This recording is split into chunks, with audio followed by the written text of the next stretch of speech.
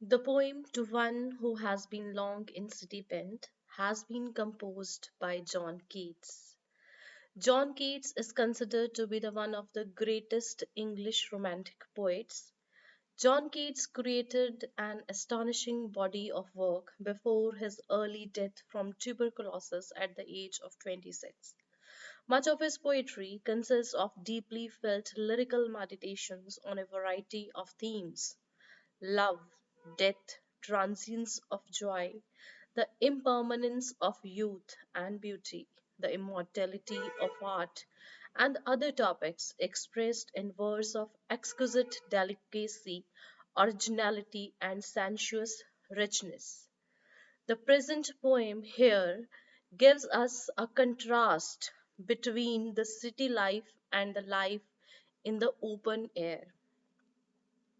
The present poem is a sonnet where the narrator, here Keats himself even, glorifies nature and the open landscape.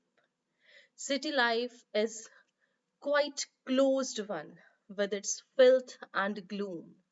In contrast, the poet finds the countryside a breath of fresh air, an escape from suffocating and cheerless atmosphere of industrial London.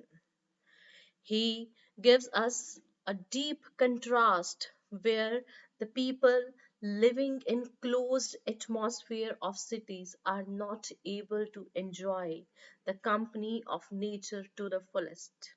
But the people living in villages in open landscapes are just one with the nature. He extols the pleasure of looking up into the sky after being exhausted in the city for so long.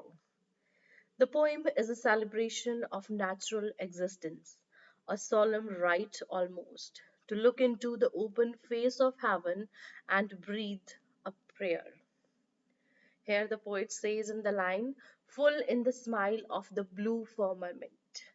The poet makes sacrosanct the act of looking up at the vast expanse of the blue sky, which is just like heaven.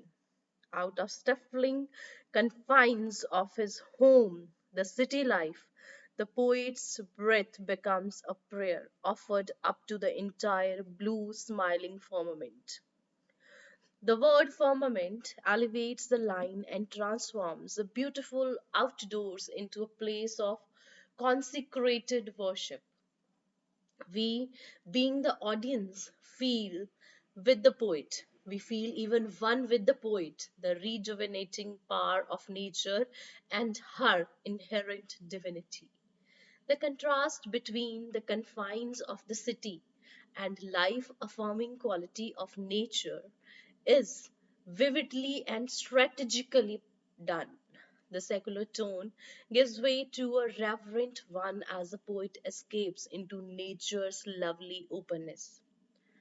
In the next lines, the poet amplifies redemptive virtues of nature and affirms positively: who is more happy than he himself with the heart's content when weary, tired, exhausted, and even you can say fed up? He drops down onto the onto the wavy grass, a pleasant lair with a book that tells of love and languishment.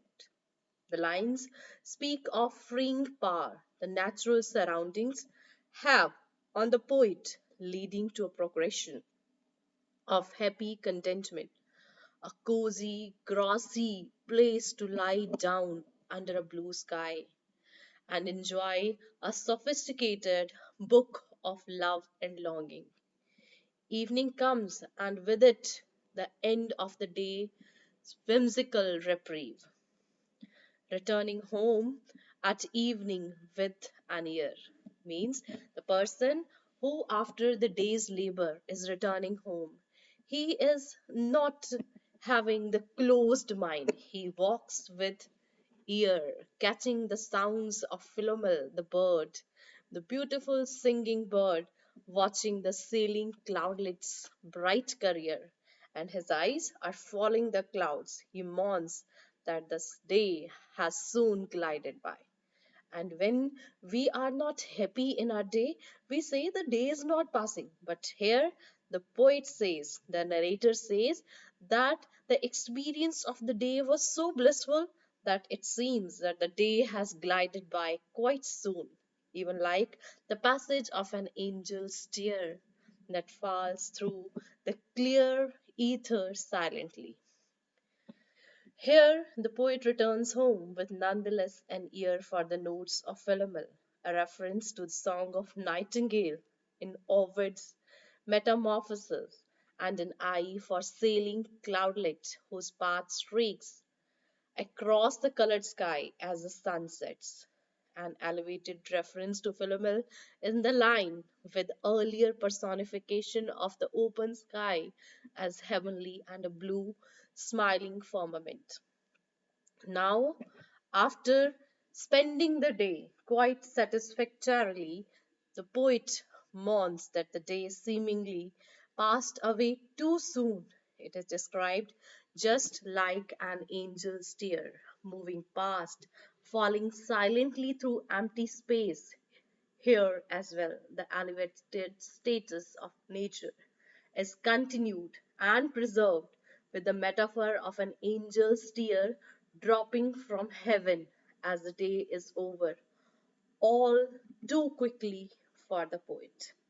Here, the poet has described the beauty of the open nature, open skies in the country life. That's all for today.